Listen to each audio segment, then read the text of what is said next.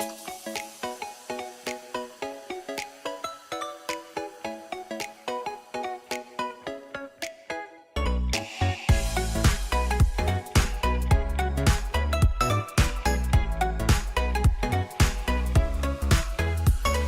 gente, tudo bom?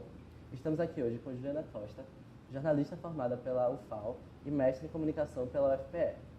Apaixonada por webjornalismo e por listas, ela vai falar um pouco sobre como as redes sociais estão mudando os meios de comunicação. Olá, Juliana, muito obrigada pela presença.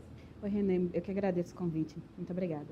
Bom, para começar, muitas pessoas acreditam que redes sociais é aquele senso comum, mas na verdade sabemos que não é bem assim. Você poderia explicar o que são redes sociais? É o seguinte, geralmente quando você está num grupo de amigos, num grupo de pessoas, e existe essa abordagem, você tem alguma rede social? Na verdade, as pessoas estão se referindo a sites e aplicativos de redes sociais, né? Então, assim, rede social, na verdade, ela acontece até antes. Ela existe primeiro no ambiente offline. Um professor na sala de aula com os estudantes forma uma rede social. Essas plataformas, esses sites e aplicativos de redes sociais que são tão populares hoje, eles permitem que os indivíduos e as organizações, enfim, construam suas redes sociais na internet. Isso é o grande barato, assim, dentro das perspectivas e das propostas realmente de cada uma dessas plataformas, que são diferentes entre si. Juliana, você já publicou diversos trabalhos sobre redes sociais e jornalismo. Para você, como as grandes empresas de comunicação fazem uso das redes sociais para veicular e produzir notícias? Então, num primeiro momento, o que a gente percebe é o seguinte: quando se fala de veículo jornalístico, e isso é uma coisa que ficou muito intensa de alguns anos para cá, existe a intenção, na verdade, existe um esforço real de garantir a presença dessas empresas de comunicação, desses veículos jornalísticos na rede. Então, você vai ver páginas, você vai ver perfis que estão inseridos nessas plataformas, né? Nesses sites e aplicativos de redes sociais. Agora, a forma como eles se apropriam daquele ambiente para produzir a notícia jornalística, aí varia de cada um desses ambientes. Então, por exemplo, o comportamento de um mesmo veículo jornalístico no Facebook vai ser diferente do comportamento que ele vai ter no Instagram, vai ser diferente do comportamento que ele vai ter no Twitter, e assim sucessivamente. Depende muito da dinâmica daquela plataforma. O jornalismo nas redes sociais influencia o jornalismo nos outros meios, os meios mais tradicionais? Depende muito da dinâmica que vai ser percebida, naquele ambiente digital. Existe uma coisa muito interessante que é o buzz, né, mesmo, o volume de interações que vão acabar catapultando, vamos usar esse termo por falta de outro mais adequado, mais específico, um tema que vai ganhar uma super projeção nas redes. Isso, invariavelmente, acaba meio que obrigando veículos da grande mídia a tocarem no assunto, né? Quantas vezes a gente não já viu, por exemplo, alguma matéria que está disponível em algum site, que foi para algum jornal, ou até mesmo para algum telejornal, que fala o assunto tal esteve nos TTs do Twitter, tal tema alcançou não sei quantos mil compartilhamentos. Acaba sendo um tipo de agendamento, vamos dizer assim,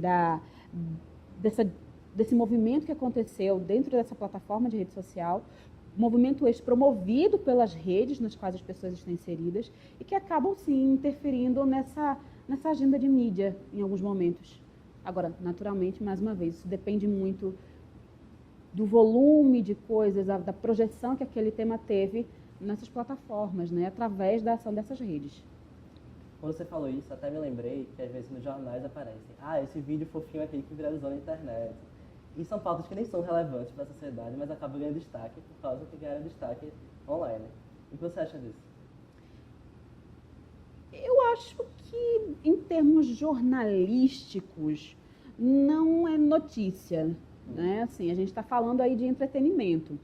Mas, mais uma vez, resvala no que a gente tinha falado antes, que é a audiência que estava ali naquela plataforma, né?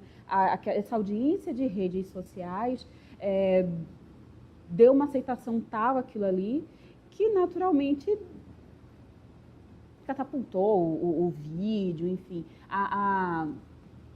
O fenômeno da viralização nas redes sociais é muito disso, sabe?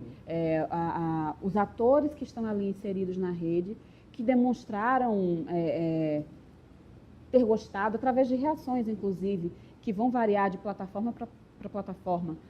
O Facebook hoje tem uma gama de reações, né, que você pode manifestar. O Twitter tem o like, né, que você pode curtir, enfim. Isso tudo acaba manifestando, sim, acaba gerando essa demonstração realmente de alcance desses temas, ou desses vídeos, ou desses recortes de entretenimento mesmo. Então você diria que o uso das redes sociais mudou a forma como as pessoas se informam hoje em dia? Eu diria que as redes sociais estão inseridas num contexto atual em que a nossa sociedade está mudando, né? Vem mudando muito. Tem teóricos, Manuel Castells fala isso, assim, a internet já mudou e vai continuar mudando irremediavelmente a nossa cultura. Então, a gente está hoje, inevitavelmente, a gente está numa sociedade em rede. Então, por sociedade em rede, a gente pensa na internet, a gente pensa em como nós estamos interconectados. As redes sociais, elas ficam num contexto em que a forma de se informar frequentemente adotada pelas pessoas, por uma parcela considerável de pessoas que consomem informação através da internet, está muito baseada na questão da proximidade. Por exemplo, suponhamos que nós estejamos conectados em alguma dessas plataformas de rede social digital, né, de redes sociais na internet.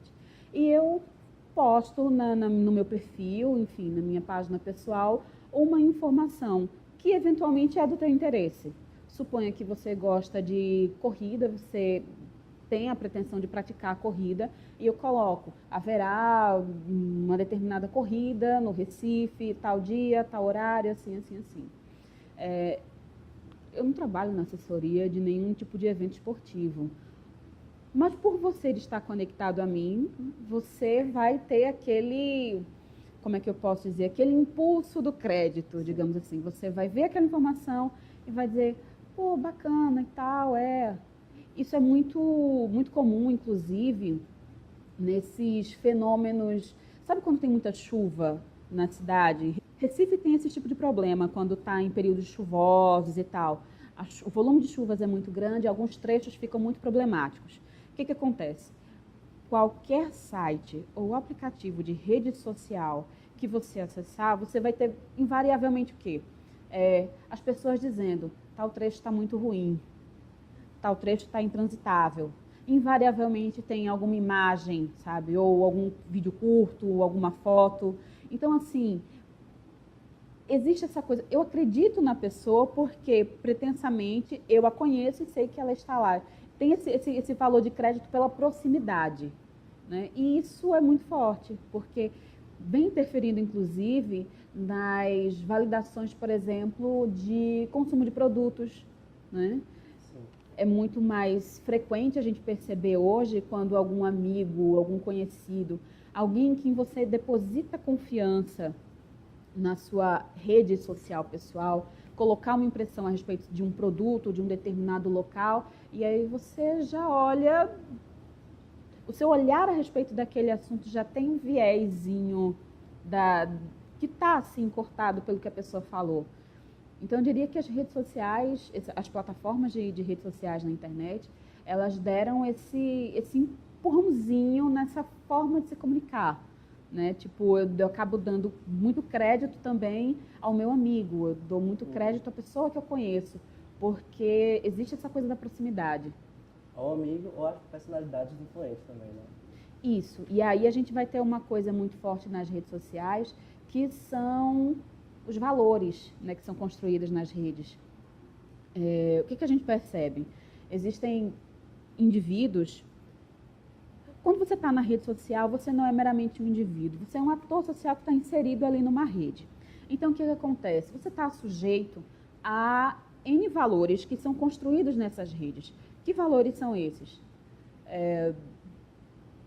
Visibilidade, reputação, autoridade, né? São exemplos. Então, o que acontece? A pessoa que está nessas redes, eventualmente, ela tem esses valores construídos e eles não precisam necessariamente ser os mesmos fora. Daí, portanto, um exemplo interessante é o caso das youtubers, né? Das blogueiras, que acabam validando produtos de uma maneira muito forte, muito séria, inclusive, que já foi percebido, aliás, há muito tempo, pelas empresas que já fizeram e fazem contratos com esses profissionais, que têm essa abertura de público, de proximidade, e passam suas impressões a respeito dos produtos.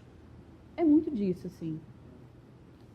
Bom, Juliana, pode-se dizer que as redes sociais trazem uma espécie de democracia para as pessoas poderem falar o que quiserem.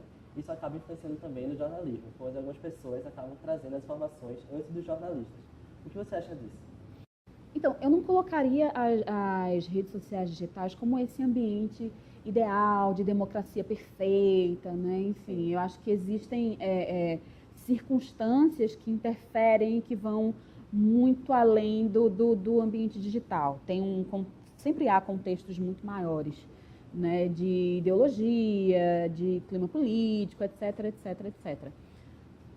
O que eu acho muito interessante quando a gente fala de rede social digital é que tem uma liberação de polo emissor, né? Você não precisa esperar unicamente aquele jornal, aquela revista, aquele site para tratar daquele assunto. Invariavelmente tem pessoas que colocam ali informações, disponibilizam para as suas redes e que são informações que têm sim utilidade prática para as pessoas que estão ligadas a ela ou não, porque muitas vezes aquela informação, como a gente já falou antes, tem até a possibilidade de viralizar e alcançar mais pessoas que também têm interesse naquela informação.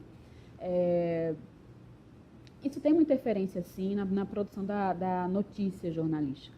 Porque o que acontece? A partir do momento que existe a liberação do polo emissor, não existe digamos assim, o veículo jornalístico não é necessariamente o que vai chegar primeiro com a informação. Ele tem uma possibilidade real de ser ultrapassado pelo cidadão. Então, por exemplo, quando Osama Bin Laden morreu, o que foi que aconteceu? Quem deu notícia primeiro foi um cidadão lá pelo Twitter, dizendo que tinha visto o local em que o Bin Laden estava ser explodido, ser, enfim, alvo da operação toda que estava acontecendo. Acontece muito hoje também. Veículos locais passam muito por isso, em situações, muitas vezes, em que a empresa jornalística não tem como deslocar o profissional para aquele local, seja por uma questão de risco, seja por uma questão de mobilidade, né? Por exemplo, momento de chuvas terríveis no Recife, o que vai acontecer? Muitas vezes, veículos jornalísticos acabam se apoiando em fontes que chegam a eles através das redes sociais, porque muitas vezes aquelas fontes já estão dando a informação antes, né? E é muito disso, assim, a antecipação desse usuário das redes sociais em dar essa informação antes do veículo jornalístico, isso é muito interessante. Acaba obrigando, na verdade, o jornalista, o veículo jornalístico, a suar um pouquinho mais a camisa. Pode não dar a informação em primeira mão, mas ele acaba tendo um dever.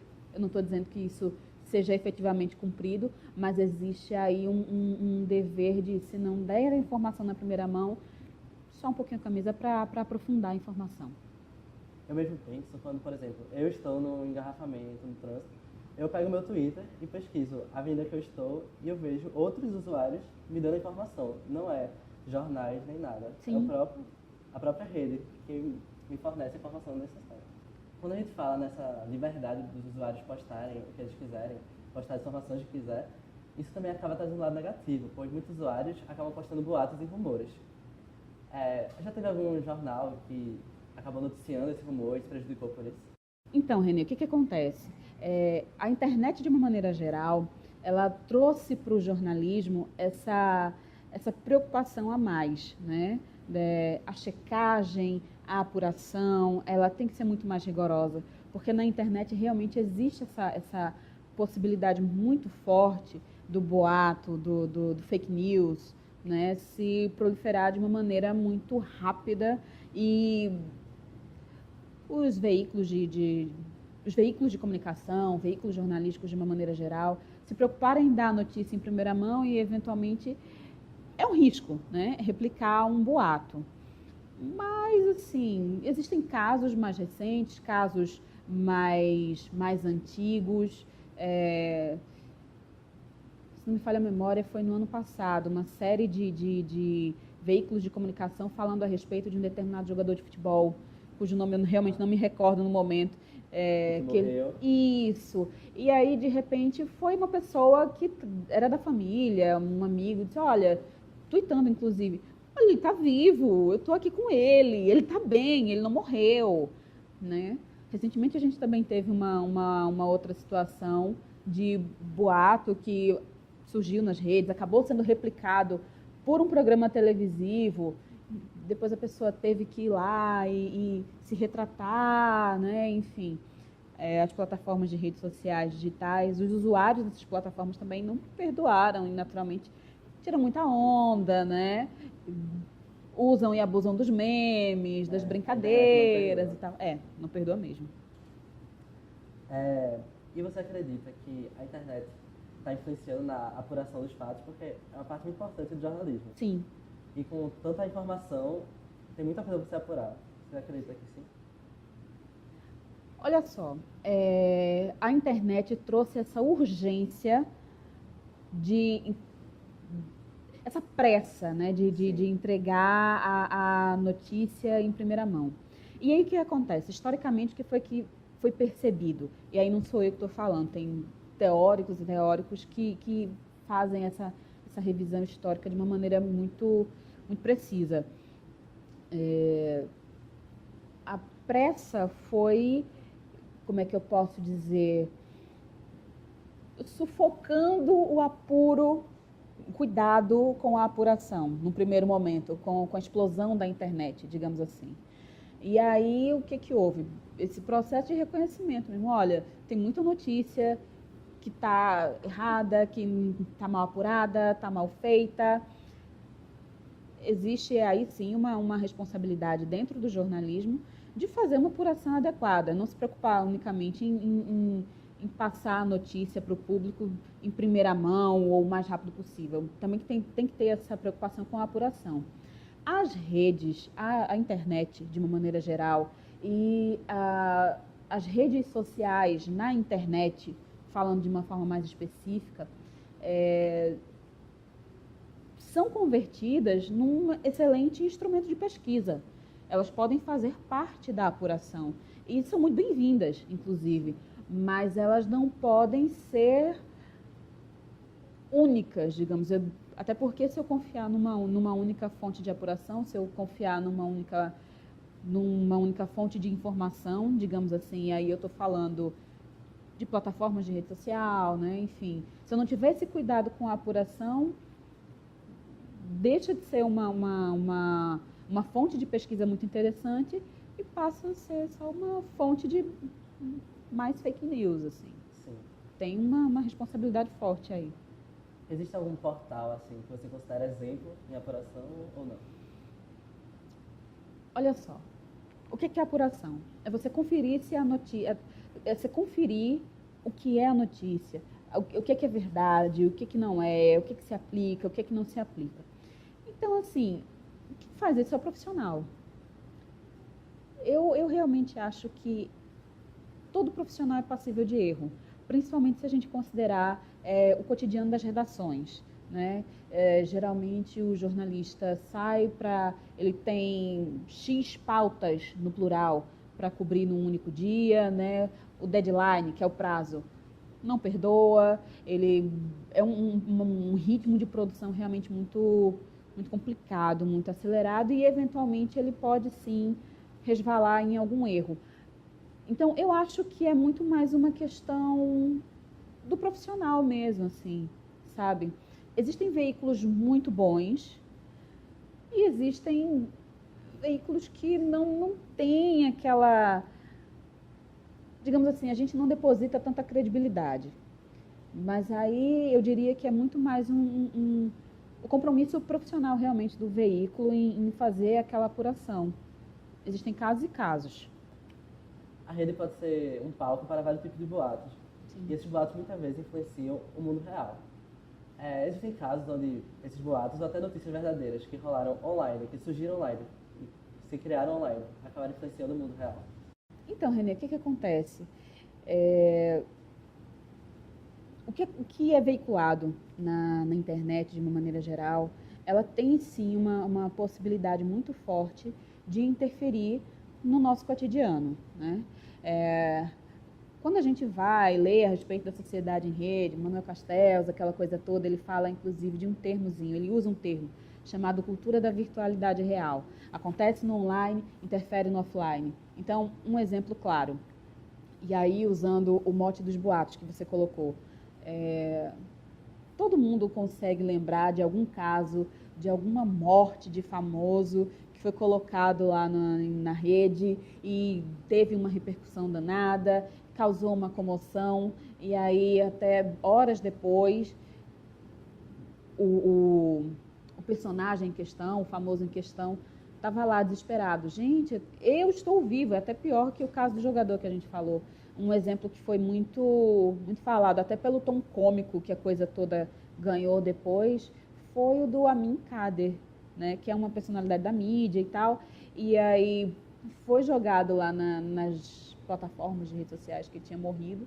Aquilo ganhou uma repercussão horrorosa e interferiu na vida dele, porque de repente tinha pessoas do meio artístico, pessoas da família desesperadas, né, tentando localizar corpo, tentando localizar, enfim, o pessoal da empresa em que ele trabalhava na época, enfim.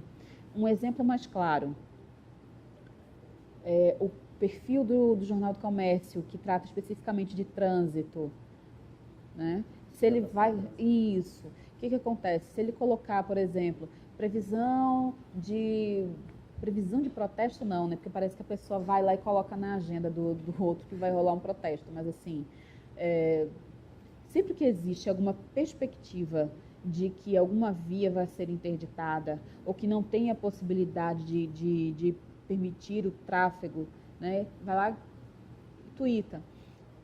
Tal via não está passando e tal. As pessoas informadas por aquilo ali não vão por aquela via, não vão evitar o tráfego por aquela rua, por aqueles trechos.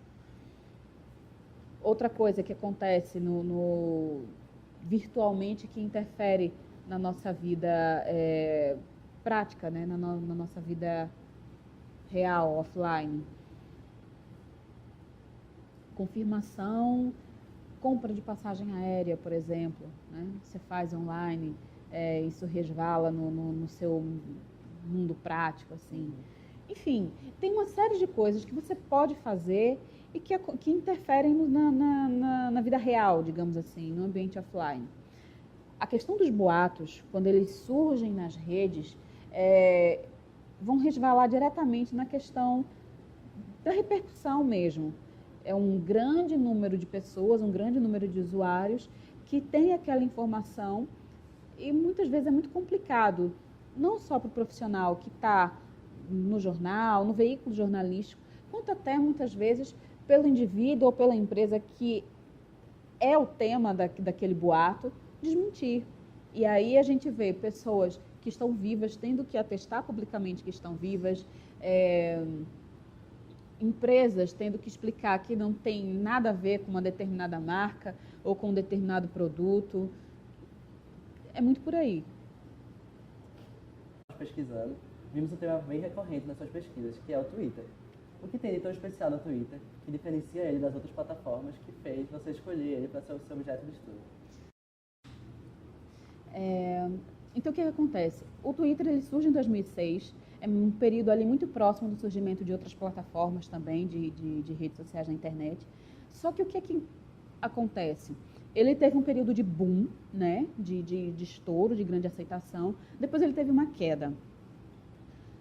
Em 2011 saiu uma pesquisa falando que ironicamente, apesar dessas oscilações, o Twitter era a plataforma de rede social na internet que mais interferia no trabalho de jornalistas profissionais. Isso já me chamou a atenção no primeiro momento. Mais recentemente, o que acontece? A gente vem percebendo que o Twitter, ele não é, por exemplo, o site de rede social mais acessado pelos brasileiros. Ele não está ali no primeiro lugar, no segundo lugar. Mas o que acontece? E isso está, sim, já registrado pela Pesquisa Brasileira de Mídia, já em 2015, já apontava que ele está ali entre as 10 plataformas de redes sociais mais acessadas, mais utilizadas, mas se destaca por uma única coisa. É um ambiente em que formadores de opinião e líderes de uma maneira geral têm uma relevância muito grande. Então, quando eles colocam suas opiniões, quando eles colocam as suas impressões, existe uma coisa de influência que é especialmente forte no Twitter. Ou seja, ele tem esse caráter de rede social.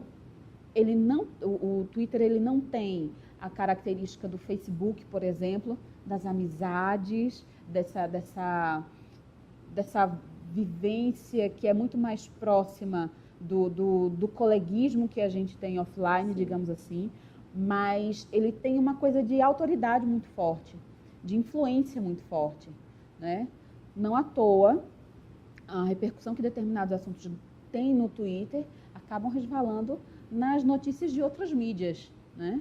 Quantas vezes a gente já não viu, por exemplo, matéria sobre a repercussão que um determinado tweet feito por uma determinada pessoa teve, a repercussão que aquilo ali teve. Sim. Até os prints do Twitter sempre estão rolando em todo lugar, no Facebook, nas notícias. Sim, com certeza. Bom, só para terminar agora, uma pergunta mais pessoal. Por que trabalhar redes sociais? Olha só, as redes sociais digitais, elas surgem na minha vida num primeiro momento. Eu estava na graduação ainda. Isso aí era 2004, 2005. E naquele primeiro momento eu me encantei muito como usuária mesmo. Eu achava incrível poder ter contato com amigos muito queridos, mas que estavam geograficamente muito longe.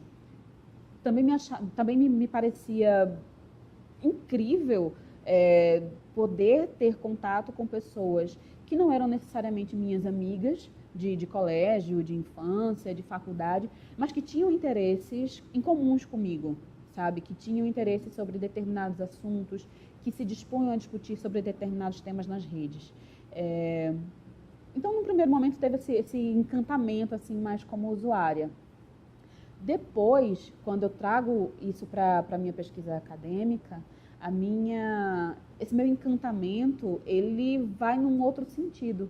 Eu começo a observar o comportamento de veículos jornalísticos, eu começo a observar o comportamento de ações de comunicação promovidas por empresas nesses ambientes. E aí, esse comportamento, a relação que essas empresas, que esses veículos de comunicação conseguem estabelecer e manter com esses outros atores que estão ligados a eles nas redes sociais, né, com quem eles interagem nessas plataformas, acabou me instigando muito mais perguntas que acabaram resultando em trabalhos acadêmicos, resultou na minha pesquisa de mestrado e vamos ver o que mais tem de caldo aí para trabalhar. Muito bom. E foi isso, gente. Obrigado por assistir, obrigado por Juliana estar aqui. Eu que agradeço o convite, muito obrigada, Renê, muito obrigada a todos. E é isso, tchau.